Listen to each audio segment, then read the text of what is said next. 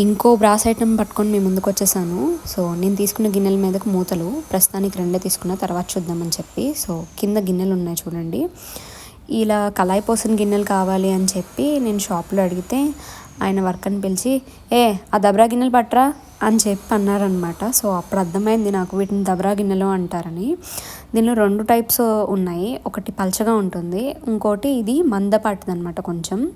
So పల్చగా ఉన్నవి ఏంటంటే ఇత్తడివి త్వరగా చొట్టలు పడతాయి, అందుకని చెప్పి నాన్న ఇవే తీసుకోమన్నారు.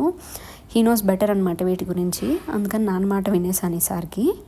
ఈ లోపల ఉన్నది వైట్ కలర్ది కళాయి, స్టీలో అల్యూమినియమో కాదు, అంటే తగరం టిన్ లేకపోతే కళాయి అంటారు. ఇది కూడా చాలా మంచిది అనమాట మన బాడీకి, మెటల్. అంతకుముందు రోజుల్లో అచ్చగా కళాయి గిన్నెలు ఉండేవి. మన బామ్మలకి అమ్మమ్మలకి తెలుసు. మనం ఎంత దూరం వచ్చేసామంటే అలాంటి మెటల్ ఒకటి ఉంది అని తెలియని కూడా తెలియదు.